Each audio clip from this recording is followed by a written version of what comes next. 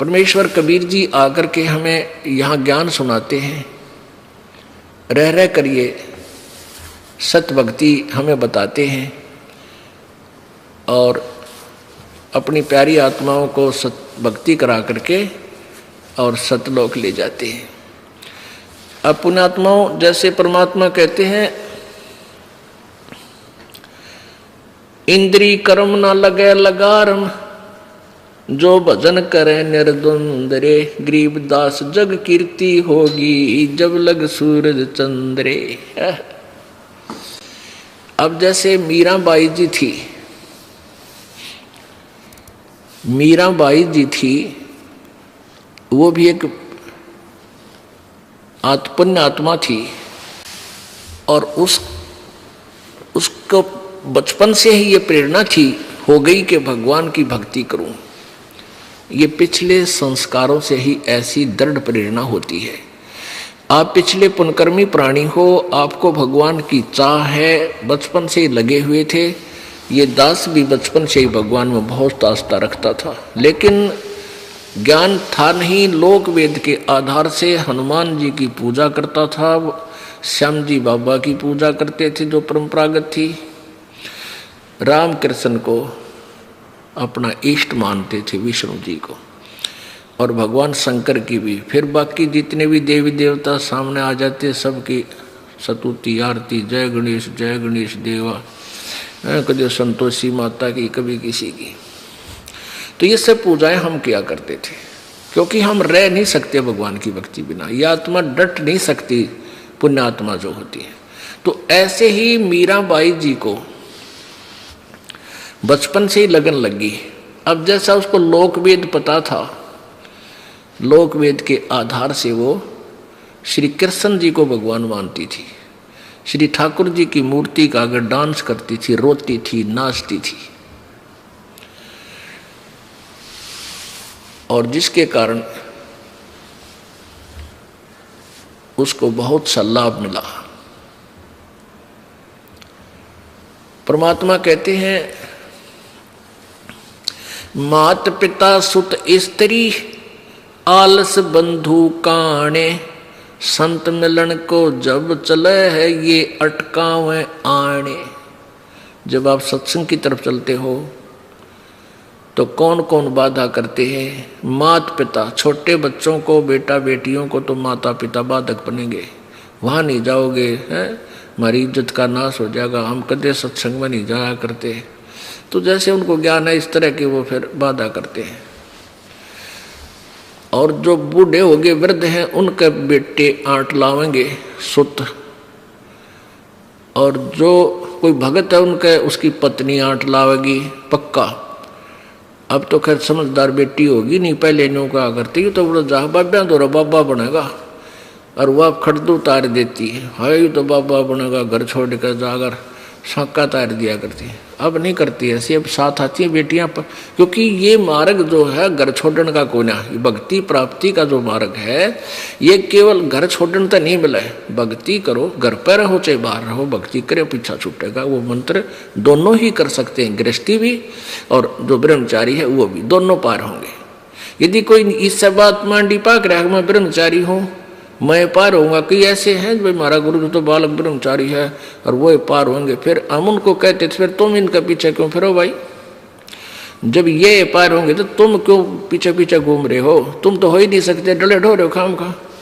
तो बिना ज्ञान के ऐसे ही थे। परमात्मा कहते हैं डेरे दंड खुश रहो, और ये खुश रहे लेना मोक्ष, और द्रुप्रहलाद भी पार हो गए, फिर डेरे में के दोष, यानी गृहस्थी में कोई दोष नहीं है। जब ध्रुव और प्रहलाद को तुम पार होया मानते हो, अब ध्रुव ने 5 वर्ष की आयु में भगवान प्राप्ति होगी थी, उसके बाद ब्याह करवाया, बालक हुए। ऐसे प्रहलाद ने 10 वर्ष की आयु में परमात्मा प्राप्ति होगी थी, यानी हरदर सिंह बनकर भगवान उसकी मदद में आए थे। और उसके बाद शादी करवाई और फिर बालक हुए, कई 1000 वर्ष तक राज कराया। जो बलि राजा था, बलि जिसने अश्वमेघ यज्ञ की थी 100, जिसमें भगवान 52 रूप धारण करके आए थे उसकी यज्ञ में, वो प्रहलाद का पोता था, बैलोचन का बेटा, बैलोचन उनका पुत्र था। तो कहने का भाव गरीबदास जी कहते हैं कबीर जी का दिया हुआ ज्ञान के डेरे डंडे खुश रहो, अपना घर पर हो या कहीं भी आप हो, डेरे डंडे खुश रहो, खुसरे लहना मोक्ष। यदि केवल ब्रह्मचारी ही रहने से मोक्ष हो जाता, कहते हैं खुसरे ब्रह्म ये हिजड़े हैं तो सारे पार हो जाते, फिर ये तो बचकतीय बाल ब्रह्मचारी है। कहने का भाव ये है कि दुराचार बुरा है भाई, उपद्रव गंदे कर्म गंदे ही होते हैं, लेकिन अपना डेरे डंडे खुश रहो, संतान उत्पत्ति करो, बकवाद मत करो, अपनी भक्ति करो और पार हो जाओगे, कोई दिखता को नहीं। तो ऐसे मीराबाई जी जैसे कहा ना, माता पिता सुत स्त्री और आलस बंधु कान, किसी के तो फिर बेटा बेटी वृद्ध हो जाते हैं तो बेटा बेटी नान दे, 100 तरह की बातें उड़ाओगे संसार के, कहेगा फलान है कहाँ जाते हो ये नहीं वो, और फिर या फिर ये लोक लाज बंधु कान, और या फिर आलस। जैसे सत्संग में चालन की तैयारी हुई, कल देखूंगा आज को नहीं चलता। एक भगत बताओ था कि एक बार मैंने कान पकड़ दिया तो जब भी छुट्टी मिला सीधा भाग गया हूँ, भगवान के अड़ बैठे अमृत वचन सुना। एक बार 5-7 दिन का सत्संग कराया करते हम पहले, उसने छुट्टी भी पहले दिन यूँ कहता है भगवान छुट्टी मिल जाए मैं 7 दिन सत्संग में सुनूंगा, वह छुट्टी मिल गई, नौकरी करता था। नो बोला मैंने सोची कल देखूंगा कल चलूंगा, और नीत न्यो थी कि लास्ट में 1-2 दिन चलूंगा, इतना रेस्ट करूंगा। अब जिस दिन सत्संग शुरू होना था उस दिन उसका दूसरा सत्संग शुरू हो गया, वहां उसकी बहन का बटेऊ आ गया, उसका जीजा। वो आगे ने बोला मैंने भैंस लेनी है। अच्छा ले भाई, उसने नाटक क्यों करे, ताजी ताजी रिश्तेदारी। पहले तो उस गांव में दिखाई भैंस नहीं समझ में आई, फिर दूसरे किसी ने बताई कि वहाँ और गांव है 20 किलोमीटर, वहाँ गए फदर फदर की तो पैदल को वहाँ बसा बैठे। यानी जिस दिन भोग लग गया उस दिन उल्टे आए, भैंस भी ना मिली। जब घर ना आए 7वें दिन धक्के खा कर कि तो गोबर में लोटे की तो रोटी मिली कि तो ना मिली। तो उस दिन पाछे ने बोला मैंने कान पकड़ दिया, ये पाछे नहीं रहूँगा यहाँ पर, ये तो। और वो जहाँ मैंने आनंद लेना था, परमात्मा का लाभ मिलना था, उसके स्थान पर इस आलस ने मेरी और रिहर्सल करवा दी। तो यहाँ परमात्मा कहते हैं मात पिता सुत स्त्री, और किसी का पति अपनी पत्नी ने फांसी घाल के बैठ जाए तो नहीं जाएगी, नो है रो है। तो कहने का भाव है ये काल के ही अड़चने हैं, और ये काल की अड़चन इसलिए है कि यो भक्ति ना करे, संतों के पास ना जावे, और यूँ यही मर खप के और गधा कुत्ता बन के धक्के खानता रहे। काल ये चाहता है, और भगवान ये चाहता है परमात्मा कि ये परमात्मा की प्रेरणा में कहीं ना कहीं जाते रहे। मेले ठेले जाइयो मेले बड़ा मिलापे, पत्थर पानी पूजते कोई साधु संत मिल जाते। अब जैसे हरिद्वार के अंदर पीछे कोई वो ऐसा समागम, ये मेला कोई था, कुंभ का मेला था या कोई इसका ग्रहण का स्नान था, एक बार कुरुक्षेत्र में था। तो हमारे भक्त तो गए वहाँ पर, ये परमात्मा की प्यारी आत्मा अपने भाई बहनों को चाहते हैं कि ये भी इस काल के जाल से निकल जाए। तो वहाँ उन्होंने पुस्तक वितरित की थी, बांटी थी, 10-10 रुपये में बेची। वैसे तो ये है भक्ति सौदागर का संदेश, ये पुक है, ये हमारे को बहुत ज़्यादा कीमत में बनती है, यानी 20-22 रुपये में पड़ती है, और हम इसको 10 रुपये में देते। पैसे तो हम फ्री देते थे पहले, लेकिन फ्री तो ले ले हैं, उठा के किधर फेंक दे हैं, फिर वो दुकानदारों के पास रद्दी के काम में पड़ी पाई हमने। तो इसलिए हमने इसका 10 रुपये रेट रख दिया दोनों का, ये दोनों कट्ठी जल्द करवा दी कि कम से कम 10 रुपये खर्च करेगा तो पढ़ देगा। तो कुरुक्षेत्र में दी जाकर बांटी, कई हजार 14-15 हजार बुक वहाँ बेची। तो उससे फिर रिजल्ट आया। अब पुण्यात्मा आते हैं, इसको पढ़ कर रहे की कहाँ डले ढोरे थे, बड़े खुश होते हैं, आते हैं, पूरा परिवार का परिवार नाम ले जाता। क्या बताते हैं जी, कुरुक्षेत्र नहान गया था, वहाँ तेरे आपकी किताब मिली थी। कोई कहता मैं हरिद्वार गया था, वहाँ से किताब मिली थी, मेरी तो आँख खुल गई, डले डोता हंडो था। तो परमात्मा कहते हैं तो ये प्यारी आत्मा सत्संग की कोई ना कोई आड़ पकड़े ही रहती है और लगा ही रहती है। और काल न्यू चाहता है कि ये गलत साधना करें, शास्त्र विधि को त्याग कर मनमानी पूजा करते रहें, जिससे इनको कोई लाभ ना हो और लास्ट में ये नास्तिक बन जा, कोई गुट्टी लाने लग जा, कोई चोरी करने लग जा, कोई बदमाशी करे, क्योंकि इनकी आस्था हट जाएगी, भगवान कहीं नहीं है। अब जैसे पूरा चीन कम्युनिस्ट बन गया, जबकि पहले महात्मा बुद्ध का पुजारी था। अब उन महात्मा बुद्ध के द्वारा बताए गए साधन से उनको कोई आध्यात्मिक लाभ नहीं हुआ, इसलिए वो नास्तिक बनकर अपना सिद्धांत आप बना लिया मनुष्य ने। तो काल यही चाहता है कि सब नास्तिक हो जाएं, और वो कबीर साहब का कभी आवे लगे गेड़ा तो कोई सुने ना उनकी बातों को। और परमात्मा रह रहकर अपनी सत्ता को, अपनी सतीथि को स्थापित करके जाते हैं, वो कोई रूप बना कर आ जाते हैं। एक बार अब मीराबाई जी छोटी आयु में ही श्री कृष्ण जी की पूजा में लौलीन हो गई थी। फिर उसकी शादी कर दी। उसका पति जो था वो राजा था। जब उसकी 4 वर्ष शादी को हो चुके थे, उसका संतान नहीं हुई, तब उसके पति की मृत्यु होगी, वो विधवा होगी। और उसका देवर, ये ठाकुर समाज में इनका शादी थी, जन्म था। और ठाकुर समाज में क्या था कि उनकी बहन बेटियां बहू कहीं बाहर नहीं जाती थी, वो स्वयं ही बाहर से जल लाते थे, पानी भी। वो तो खैर राजा थे, उनके नौकरों की कमी नहीं थी, वैसे भी ठाकुर समाज में अपनी बहन बेटी बहुओं को बाहर नहीं जाने देते थे, पर्दे में रखते थे।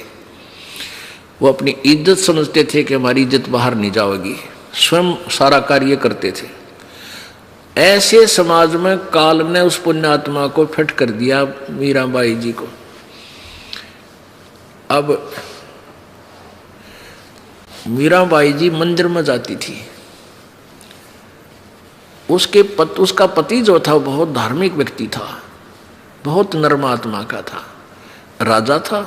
तो मीराबाई मंदिर में जाती थी, तो कुछ एक लोगों ने विरोध किया, घर वालों ने भी, गांव वालों ने भी, चर्चा चली सुरसुर।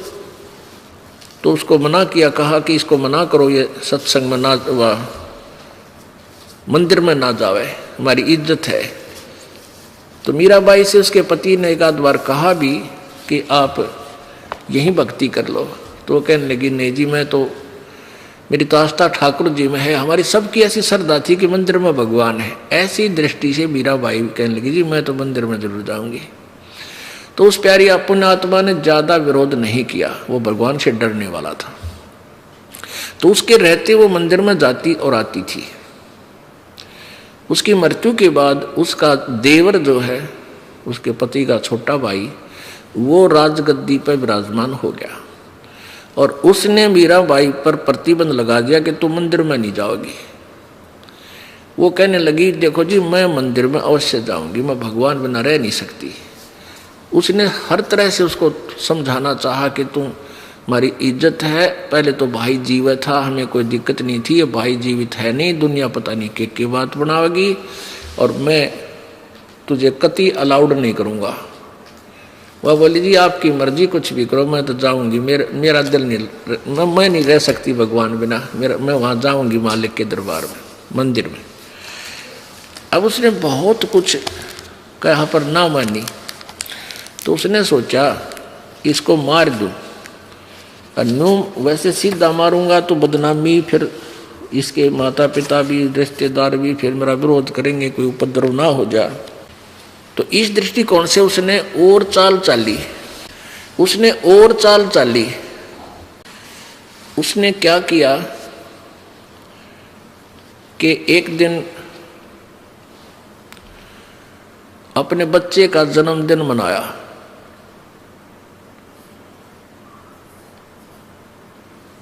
बच्चे का जन्मदिन के उपलक्ष्य में रिश्तेदार भी इकट्ठे कर लिए, और उधर से एक इस जो ये सर्प रखता सपेरा, उससे बात कर ली कि एक ऐसा सर्प ला दे जो एक बार डसते मर जाए आदमी, पानी ना मांगे। तो सपेरे ने ऐसा ही सर्प ला दिया कि ये लो जी, एक बार उसमें बंद कर रखा था एक, जो गहने होते हैं ना, गहनों का एक बॉक्स हुआ करता पहले, डब्बा अलग से बड़ा, इतना बड़ा, क्योंकि कई तरह के गहने था में चांदी के, इतना बड़ा हुआ करता बॉक्सा हमने देखा। और उसमें रख दिया कि इसमें डाल दिया है, और इसके खोलते माथे में डंक मारेगा यो, और मारते ही फिर पानी भी नहीं मांगे। तो उसने गहनों के डिब्बों में वो सर्प बंद करवा के और बंदी द्वारा, नौकरानी द्वारा मीरा के कमरे में भिजवा दिया। जिस दिन सब रिश्तेदार आ चुके थे और सुबह सुबह और शिरोमणि बनानी थी, और उसको कहा कि मीरा को कह दे इसमें हार है, इस हार को गले में पहन लेगी, ना मेरी इज्जत का नाश हो जाएगा। लोग न्यों कहेंगे भाई की मृत्यु के बाद अपनी भाई की पत्नी को कोई अच्छा ओढ़न पहनने को नहीं दे रहा, दुखी करता है, मेरी इज्जत का नाश ना कर दे, न्यों कह दिए साफ स्पष्ट। वो नौकरानी वो हार लेकर, वो गहनों का डब्बा लेकर गई, नौकरानी को भी नहीं पता था। उसने कहा कि मीरा ऐसे ऐसे राणा ने कहा है, और ये इसमें हार है बहुत कीमती, तू पैर लिए, आज रिश्तेदार आए हुए हैं और नहीं पहनेगी तो मेरी बेइज्जती हो जाएगी, और आज इसको जरूर पहनना तू। लेकिन मीराबाई नहीं पहना करती थी, उसको हार श्रृंगार में कोई रुचि नहीं थी। ये तो बनावटी काम है जो नकली लड़कियां करती हैं, जिनको भगवान से डर नहीं, ना ज्ञान क्या का। तो उसने वह बोली रख दे, मैं आप पैर लूंगी। उसने रख दिया। अब मीराबाई ने सोची जब ना पहनूंगी तो यूं तंग करेगा तेना और गणा, और मेरे लिए तो मट्टी है यार, यह दुखी करेगा मुझे और काम का बात बढ़ेगी, मुझे टेंशन बनेगी। उसने सोची इस हार ने पैर लेती हूँ, 2 घंटे गाल लूँ गलों में इस मट्टी ने। तो यूँ करके उसने डब्बा खोला, उसमें एक जो हार था वो हार नहीं था, वो सर्प का हार बन गया। इतना सुंदर हार बन गया सर्प का, गले में डाल लिया। अब वो तक साथ साथ आ लिया, थोड़ी देर पीछे अकमरी पावेगी और सांप वहीं पाओगा कि कमरे में लोग कह दूंगा सांप लड़ गया, वो तो बातें नहीं कर सकेगी क्यों यार के नहीं। और बंदी को धमका दिया था जिक्र नहीं कर देगी कितना भी कुछ हो जाता है, यानी चुप हो जाइए, तो कुछ नहीं बताना किसी को, कुछ किसी तरह का, मतलब उसको ऐसा कह दिया था कि तू रख के आ जाना और वहाँ जिक्र नहीं करना। तो उधर से वो गया साथ में, मीराबाई उस हार को पहनने बैठी जो सर्प से कन्वर्ट हुआ था। अब वो कहता है, वो राणा कहता है कि ये हार कहाँ से लाई तू बदौरत, ये हार कहाँ से लाई इतना कीमती, कि मंदिर में जाती है वहाँ बकवाद करती है तू, वहाँ से ये हार लाई है। वो कहने लगी जी ये हार आपने ही भेजा था, आपने ही भेजा था, इस बक्से में था। तो कहता क्या बात कहती है, कहाँ जी इसमें था, इस बक्से में। और बंदी बार गेट में नौकरानी बैठी थी, वह बुलाई कि कहाँ वो बक्सा की, यही है जी। और अभी इन्होंने खोला था, मैं बाहर खड़ी थी, मुझे आवाज़ आई थी, इन्होंने अभी खोल के पहना है। अब उसके पाँव तरह की धरती निकलेगी, रतरा गजब हुई हो। और अपने हाथा वो सर्प इसमें रोक के भेज दिया, रियो हार बन गया। आ गया कि भैया नहीं मरे। अब उसने क्या सोचा कि एक वो बुला लिया, ये सांपों का इलाज करने वाला गारडू, और उससे कहा कि तू ऐसा सर्प ला दे, ऐसा विष दे दे मुझे कि यह इसको पीते मर जा।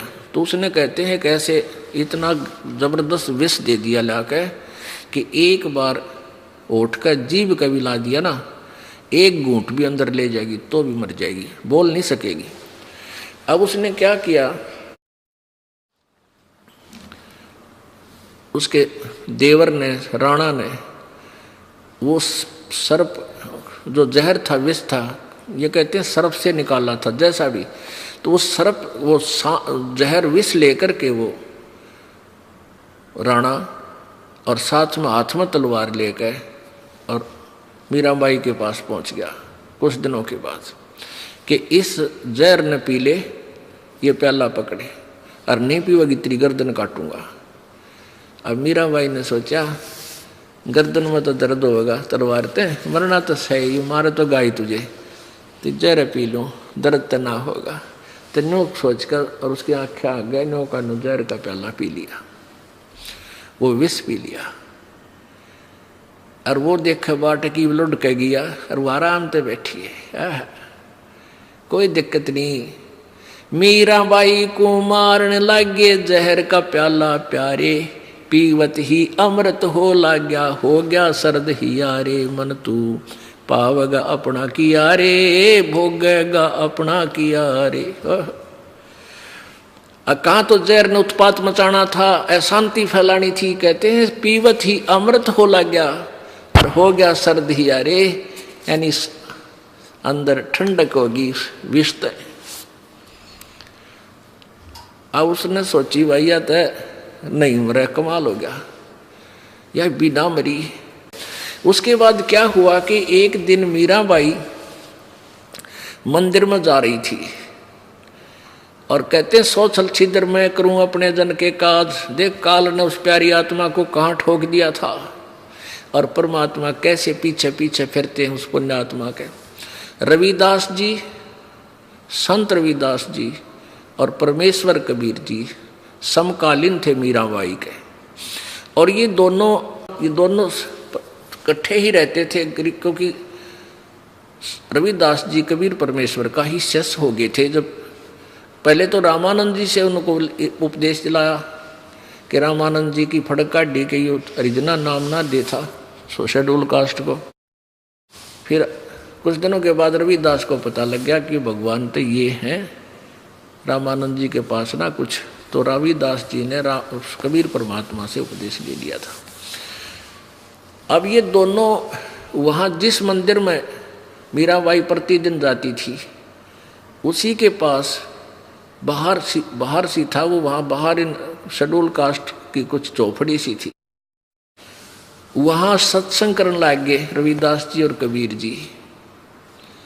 मीराबाई पहुंच गई, अगर यहाँ कुछ भगत बैठे हैं, चल 10 मिनट चर्चा सुनाएंगे इस परमेश्वर की। तब तो परमात्मा ने, परमेश्वर कबीर जी ने सृष्टि रचना सुनाई। ओहो, मीराबाई को धक्क देसी हुई कि मैं तो कृष्ण से ऊपर किसी को भगवान नहीं मानती, और महाराज जी तो कृष्ण जी के ऊपर और बहुत सुप्रीम पावर बताते हैं।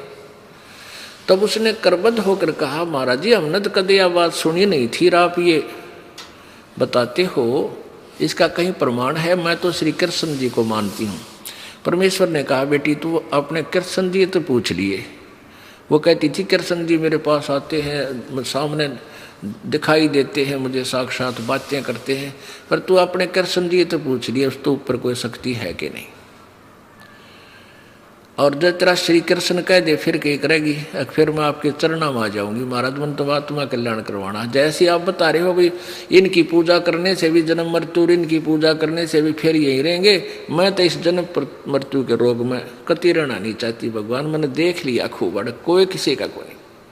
और ब्याह होया, खुशी मनाई, 4 साल में पति मर गया, बताई किस पे खुशी मनाऊं? यहाँ पर क्या चीज है जो अपनी मानूं मैं? कति मेरा दिल हट चुका है इस गंदे लोग है।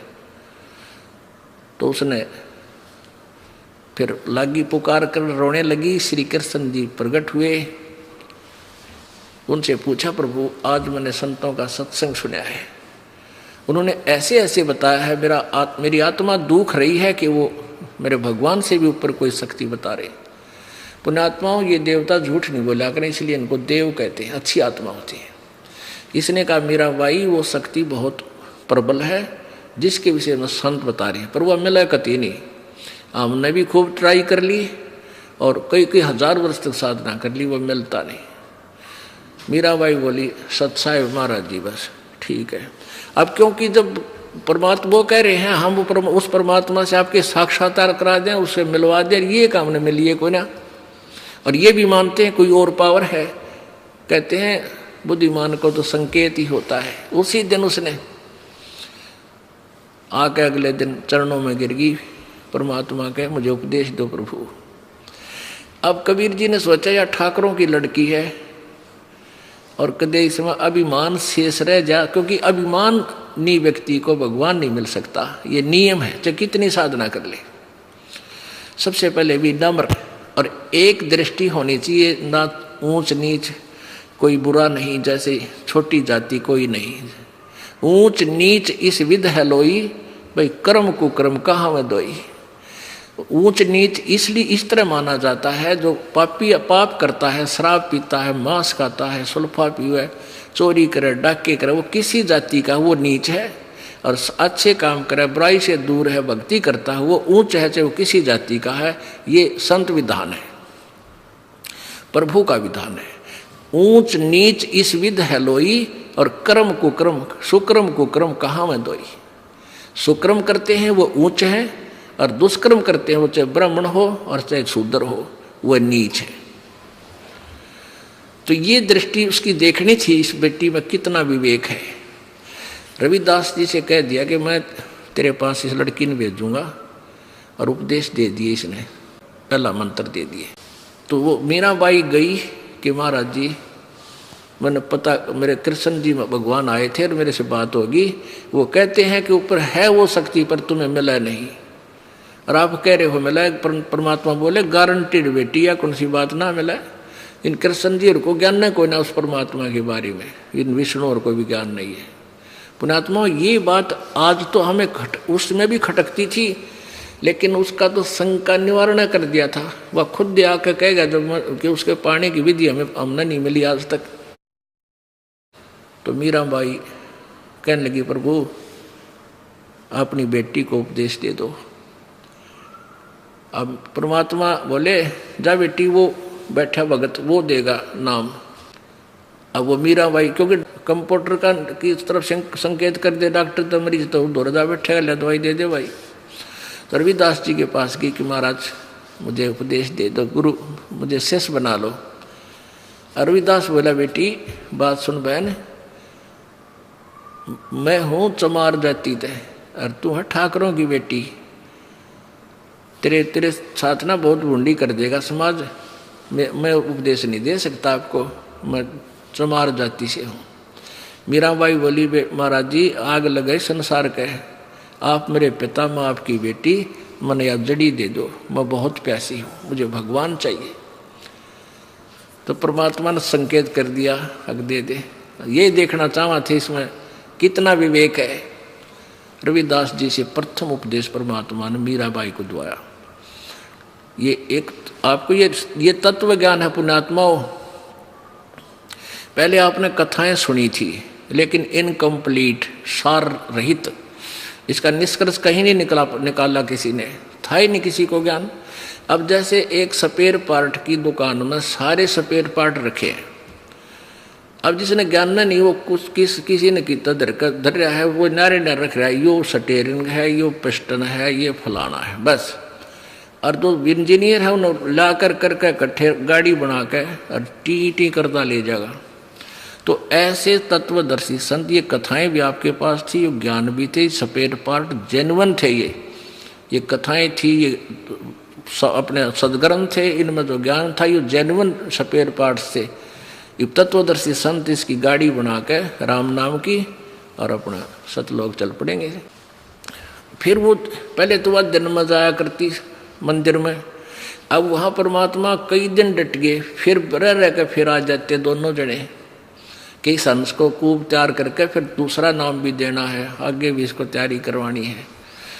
तो फिर वो रात में सत्संग करते परमात्मा, दिन में धंधा करते मजदूर लोग, शाम में अपना सत्संग सुनते।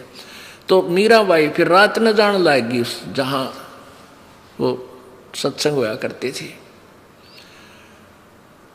अब उसने राणा ने, उसके देवर ने सोचा पहले तो दिन में गड्ढा करती, चलो दिन वाली भी माटी पड़े थी, भी रात न जान लगी, अब बता दुनिया के थूकेगी हमने, और मार ली, सारे काम कर लिया, मरती नहीं।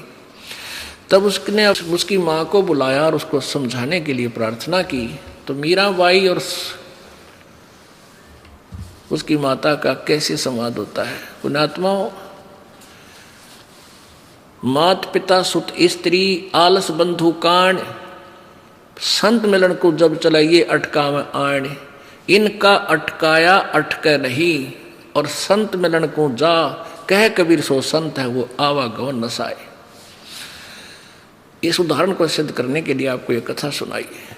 क्या बताते हैं?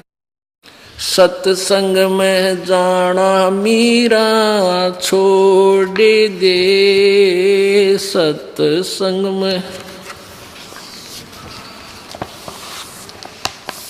आए मारी लोग करें तकरार, सत्संग में जाना मीरा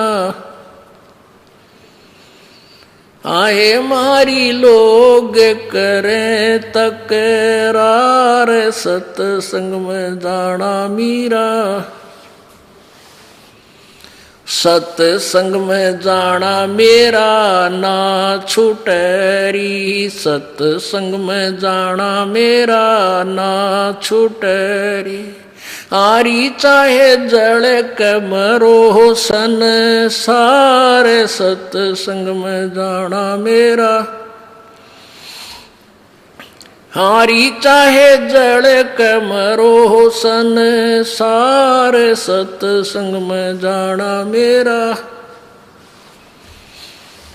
थारे सत्संग के राय में, थारे सत्संग के राह में आए वहाँ पर रहते हैं काले नाग, कोई कोई नाग तन डस लेवे। आए वहाँ पर रहते हैं काले नाग, कोई कोई नाग तन डस लेवे। जब सतगुरु की मेरे फेरी, जब गुरुओं की मेरे फेरी, आरी वे तो सरप गंडे वे बने जाव, सत्संग में जाना मेरा आरी वे तो सरप गंडे वे बने जाव, सत्संग में जाना मेरा ना छूटरी। हारी वे तो सरप गंडे वे बने जाव, सत्संग में जाना मेरा सत्संग में जाना मीरा छोड़ दे, सत्संग में जाना हाय मारी लोग करें तकरार, सत्संग में जाना मीरा सत्संग में जाना मेरा ना छूटरी। सत्संग में जाना मेरा हारी चाहे जड़ कमरो संसार, सत्संग में जाना मेरा। थारे सत्संग के राह में, थारे सत्संग के राह में आए वहाँ तो रहते हैं बब्बर शेर, कोई कोई शेर तन खा लवे। आए वहाँ पर रहते हैं बब्बरी शेर, कोई कोई शेर तन खा लवे। जब गुरुओं की मेरे फेरी, जब गुरु आरी वे तो शेरों के गिदड़ बने जाव, सत्संग में जाना मेरा आरी वे तो शेरों के गिदड़ बने जाव, सत्संग में जाना मेरा सत्संग में जाना मीरा छोड़ दे, सत्संग में जाना मीरा हाय मारी लोग करें तकरार, सत्संग में जाना मीरा आए मारी लोग करें तकरार, सत्संग में जाना मीरा छोड़ दे। सत्संग में जाना मेरा ना छूटरी, सत्संग में जाना मेरा ना हारी चाहे जड़े कमरो संसार, सत्संग में जाना मेरा।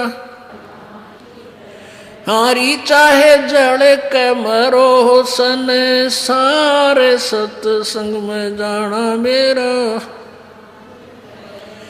थारे सत्संग के बीच में है, थारे सत्संग के बीच में है, आए वहाँ पर रहते हैं साधु संत, कोई कोई संत तन ले रम है।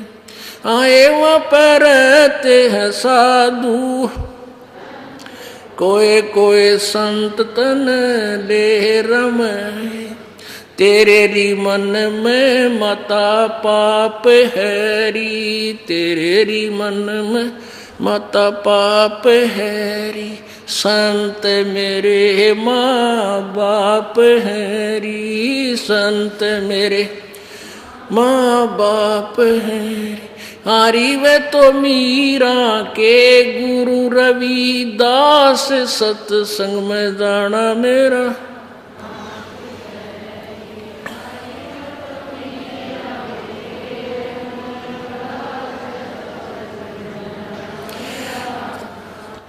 थारे सत्संग के बीच में है, थारे सत्संग के बीच में आए वहाँ पर रहते हैं साधु संत, कोई कोई संत तन ले रम है। आए वहाँ पर रहते हैं साधु संत, कोई कोई संत तन ले रम है। तेरे री मन में मता पाप हैरी, तेरे री मन में मता। संत मेरे माँ बाप हैरी, संत मेरे माँ बाप हैरी। हारी ये तो कर देंगे बेड़ा पार, सत्संग में जाना मेरा। हारी ये तो कर देंगे बेड़ा पार, सत्संग में जाना मेरा। सत्संग में जाना मीरा छोड़ दे, सत्संग में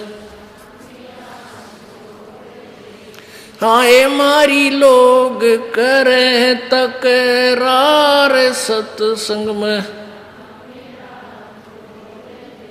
ए हाय मारी लोग करे तकरार, सत्संग में। सत्संग में जाना मेरा ना छूटेरी, सत्संग में जाना मेरा ना छूटेरी। हारी चाहे जड़ के मरो संसार, सत्संग में मेरा ना छूटे। वो तो जात चमार है, वो तो जाति चमार है, इसमें हमारी आर है, इसमें हमारी आर है। तेरे री लेख मता चमार है री, तेरे री लेख मता। मेरा सिरजन आर है री, मेरा सिरजन हैरी। हारी वो तो मीरा के गुरु रविदास, सत्संग में जाना मेरा। हारी वे तो मीरा के गुरु रविदास, सत्संग में जाना मेरा ना छूटरी। हारी वे तो मीरा के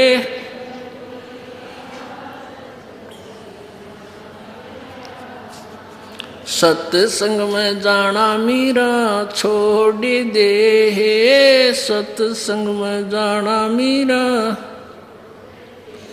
आए मारी लोग करें तकरार, सत्संग में जाना छोड़ दे सत्संग में जाना मेरा ना छूटरी, सत्संग में जाना मेरा ना छूटरी, हारी चाहे जड़ के भरोसन सारे, सत्संग में जाना ना छूटरी, हारी चाहे जड़ के मरो सारे, सत्संग में जाना मेरा ना छूटरी। सत्साहिब अपना आत्माओं जिनको भगवान चाहिए वो पीछा मुड़ कर नहीं देखा करते। संत, शेर और सिपाही, इनका धर्म आगे को ही बढ़ना होता है और तभी सफलता पाते हैं। शेर, सिंह और संत और सिपाही सूरमा उल्टा नहीं हटा करते, नहीं तो कायर कल आवे अपने उद्देश्य में असफल हो जाते हैं। तो प्रसंग चला सा जैसे कि ये इस प्रकार की बाधाएं प्रत्येक प्राणी को आती हैं, क्योंकि काल नहीं चाहता ये सच साधना कर ले और पूरे खड़दू करवा दे है उस भगत को भक्ति से हटाने के लिए। और परमात्मा भी काचा काम नहीं छोड़ता, ये भी साथ रहता है कि भक्ति की आस्था मेरी आत्माओं में तो खत्म ना हो जाए। इसलिए कहीं कहीं किसी न रूप में आके प्रगट होकर अपनी लीला करके दिखाया जाता है, भगवान इसे काम करा करे। अब यहाँ प्रसंग उठेगा पुण्यात्माओं आपके दिमाग में कि भाई मीराबाई अब जैसे श्री कृष्ण जी की साधना करती थी भगवान विष्णु की, और मनमाना आचरण करती थी कि उसने कोई गुरु गारू तो था ही नहीं, अपने जो भी किसी तक सुन लिया वही मंत्र तंत्र आप शब्द उसके बना के गाया करती थी, महिमा गाती फिरती थी। और फिर भी इतनी मदद होगी, उसकी मृत्यु नहीं हुई, जहर का प्याला प्यार दिया उससे नहीं मरी, और सर्प का भी हार बन गया, 9 लाख हार कीमती। तो क्या ये भगवानों की भक्ति से हमें मोक्ष नहीं हो सकता? पुण्यात्माओं, परमेश्वर कबीर जी के इस तत्व ज्ञान के दर्पण में जब देखेंगे दूरबीन से तब समझ में आओगे कहानी क्या है। पिछले ही पुण्य से होते हैं पूर्ण हंस मुराद, पिछले ही पुण्य कर्मों से ऐसे वो पूर्ण परमात्मा कबीर जी ही अपनी उस प्यारी आत्मा के संस्कारवश ऐसी मदद करता है ताकि भक्ति की आस्था भगवान में, भगत की आस्था भगवान में बनी रहे। और उसके पुण्य थे ऐसे, उसको बचाना था मालिक ने, कबीर जी ने आकर, परमेश्वर जी ने आकर उसकी रक्षा की। अब ये एक बात विचार करना, अब जैसे महाभारत में एक कथा आती है कि एक टटीरी नाम की एक टटीरी थी, पक्षी होता टटीरी, और उसने महाभारत के उस कुरुक्षेत्र के मैदान में अंडे उत्पन्न कर दिए जमीन पे, और उधर से महाभारत का युद्ध होने के लिए सेना इकट्ठी होने लगी। तब उसने प्रार्थना की, वह ना तो राम की भक्ति जाना थी, ना कृष्ण की, ना कि तो मंदिर में जा थी, ना गुरुद्वारे में। अब उसने अर्ज की है भगवान मेरे बच्चों की रक्षा करना, मेरे अंडों की रक्षा करना। कहते हैं इंद्र के हाथी का स्वर्ग से एक वो घंटाड़ा टूट गया। पहले से तगड़े तगड़े हाथी हैं इंद्र के, बहुत बड़े बड़े, और काफी बड़ा घंटाड़ा, ये टाली बजाया करना जैसे मंदिरों में देखी हो, इसका समझे बहुत बड़ा प्रारूप, बहुत बड़ा हो जो घंटा, जैसे आप इस मोबाइल फोन में देखते हो अलार्म बजा कर इसमें घंटी ही बातें छोटी छोटी, ऐसे बहुत बड़े हाथी का बंदे होते थे।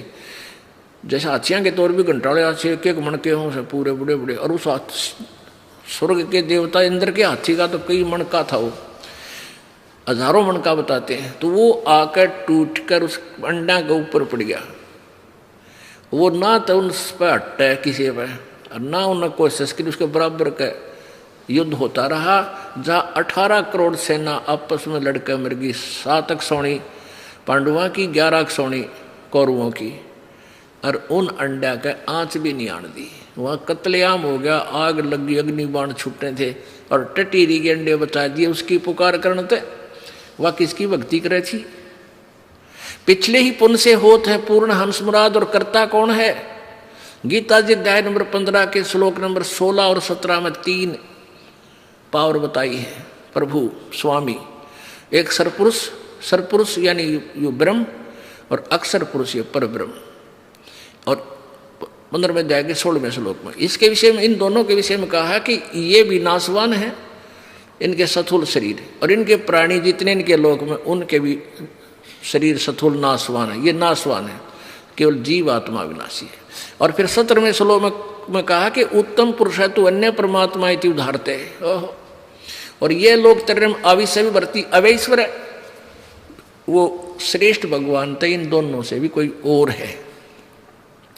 और वही भगवान परमात्मा कहा जाता है, वही तीनों लोकों में प्रवेश करके सबका धारण पोषण, यानी किसी के आपत्ति भी आती है तो वही परमात्मा आके गुप्त रूप में उसको निवारण करता है। नथिंग एल्स, और कोई नहीं कर सकता। अब ये दूसरी बात है कि जैसे कोई वो अपने आप बड़ाई नहीं लेता, जैसे नरसिंह रूप बनाकर आए थे प्रहलाद की रक्षा की परमेश्वर कबीर जी ने, और वो विष्णु जी का पुजारी था और विष्णु रूप धारण कर लिया आखिर में, ताकि इसका दिल डटया रहेगा। और अब तक इन विष्णु जी का बोलबाला हो रहा था, उस विष्णु जी ने न्यों कर दिया, विष्णु जी ने न्यों कर दिया, कि विष्णु जी अपनी रक्षा ना कर सके। श्री कृष्ण जी का पूरा परिवार, पूरा कुल आपस में लड़कर मर गया, विष्णु रक्षा नहीं कर पाया। यादव कुल द्वारका में कति दुर्वासा के श्राप थे, सारे कटका मर गए आपस में झगड़ा करके।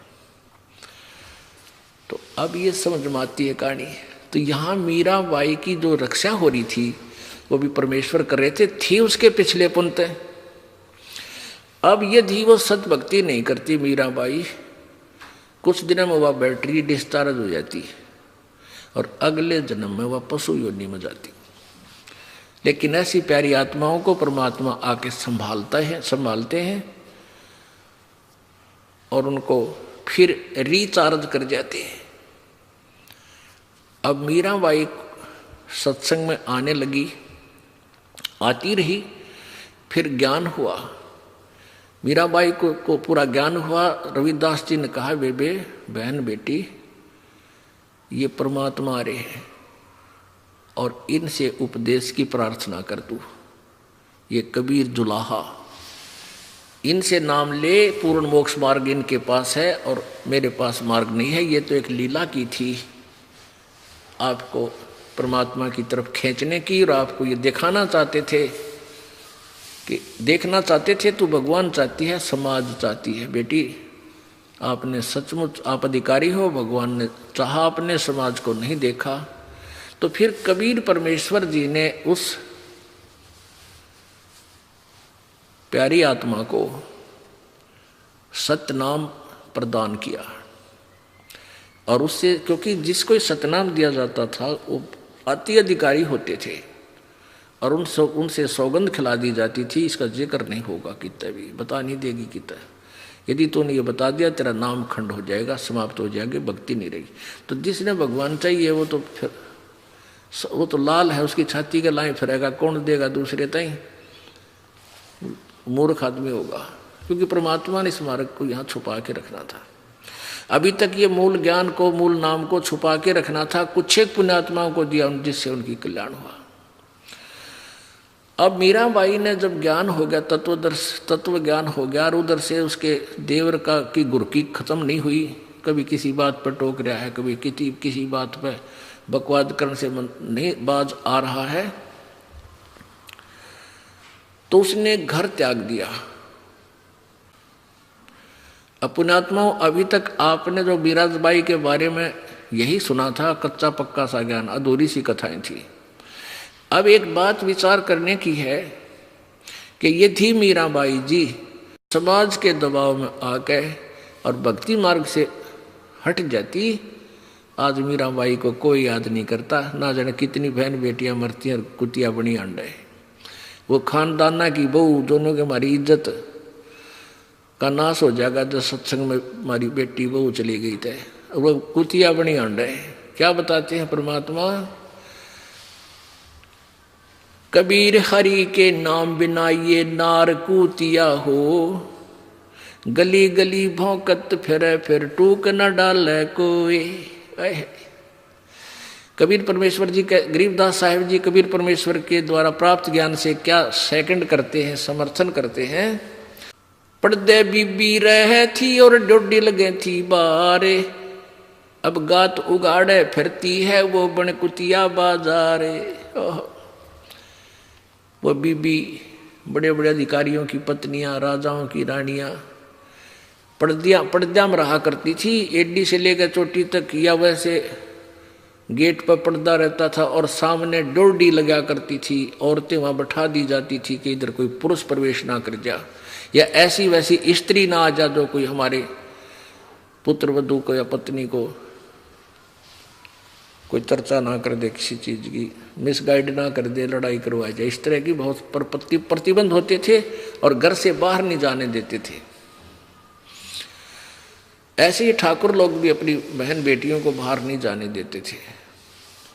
तो क्या बताते हैं कि वो बीबी पर्दे रहा करती और सामने पहरेदार खड़े रहा करते, और सत्संग आदि कहीं जाने से मनाही होती थी कि हमारी इज्जत का नाश हो जाएगा, हमारी बहन बेटी बाहर चली गई तो सत्संग सुन दे। आज वही बहन बेटियां मृत्यु के बाद कुतिया बनकर नी वस्त्र घूम रही हैं, सैर सपट्टे कर रही हैं, धर्मशाला का आगे के बाजार के अंदर सरेआम घूम रही हैं। बीबी पर्दे रहे थी वह डोडी लगे थी बार, अब गा तो गाड़े फिरती हम बन कुतिया बाजार। वो पर्दे की सुंदरी सुनो संदेशा मोर, और गा तो गाड़े फिरती है वह करे सरा में शोर। अब वो कुतिया बनकर वो राजा की रानियां और उच्च घरानों की पत्नियां, बेटियां, बहन बेटियां कुतिया बनकर धर्मशाला के सामने, और एक रोटी के एक ग्रास के लिए अतिथि खाना खा रहा है, वो मुंह की तरफ देख रही है, न्यू शायद अब के टूक तेरी तरफ आवे। और जब वो मनुष्य जीवन में थी, वो नालायक आत्मा काजू किशमिश के और बादामों से युक्त हलवे खाया करती, खीर, और जूठे छोड़ा करती, क्यों पिछला पुण्य था, और उसके जूठे छोड़े होकर नौकरानियों के बच्चे और नौकरानियां खाती थी। और आज परमात्मा की भक्ति ना करने से वो एक टूक के लिए तरस रही है, क्योंकि वह बैटरी डिस्चार्ज होगी, पहले पुनों की हुई थी, आगे चार्जर लाया नहीं। और जैसे अतिथि खाना खा रहा है धर्मशाला में, सराय में, और वो देख रहा होता कुत्ता, देखना कभी कुत्ते की एक्टिंग, रोटी खाते समय नो देखा अगर साहिब भी डालेगा, और मान ले को डाल भी देता है टूक, ऐसे रेत में 10 ग्राम रेत साथ खा रही है वो एक टूक के साथ, वो राजा की रानी, वो उच्च घरी की बेटी कुतिया बन के, जो परमात्मा से दूर है। बीबी पर्दा रहे थी डोडी लगा थी बार, अब गा तू गाड़े फिरती है वो बन कुतिया बाजार। नकबे सर नकबा बनी वह पैर थी हार हमेल, इतने सुंदर श्रृंगार करा करती, सोने के सुंदर कई लाख रुपए के हार गले में पहना करती थी। नकबे सर नकबा बनी वह पैर थी हार हमेल, अब सुंदरी से कुतिया बनी सुन परमेश्वर के खेल। तो पुण्यात्मा, हमने परमात्मा ये बताना चाहते हैं कि इंद्री कर्म न लगे लगारम, जो भजन करे निर्द्वंदरे, गरीबदास जग कीर्ति होगी जब लग सूरज चंद्रे। भक्ति मीराबाई ने करी और गुण हम गावा उसके, देख कितने दोनों लाभ, मोक्ष भी करागी और यश भी उसी भक्त ही का होता है। यहाँ चर्चा भी भक्तों की चलती है भक्ति मार्ग में, जन जन की जुबान पर उस बहन का नाम है। अगर वो इस काल के इस संसार की घुर्कियाँ तो उल्टी हट जाती, कोई ना जाति भी पूछता उसकी। और भगत के साथ भगवान साथ रहता है, थोड़ा संघर्ष करना पड़ता है। ध्रुव ने किया, प्रहलाद ने किया, परमेश्वर ने स्वयं आकर किया और इस दास ने किया, और हो ही रहा है इतना ही कौन सा रुक लिया। एक परचून की दुकान में आग लगी, वह फिर बुझा बुझू दी, तो पुलिस वाले आवे इंक्वायरी करने, और बादाम की एक मुट्ठी भरर बोझ में गाल ले, जो बचे खुचे रह रहे थे, कोई काजू की भरर जेब में डाल ले, और सेठ ने बोले लाला जी कितना नुकसान हो गया? बोला उठ के होने लग रहा है। नुकसान तभी हो ही रहा है, तुम कौन से डट रहे हो? तो ये संघर्ष अभी आपके साथ भी अभी स्टार्ट ही है, कौन सा रुक लिया? कहने का भाव ये है कि इसमें करना पड़ेगा यदि कुछ पाना है तो। बोलो सतगुरुदेव।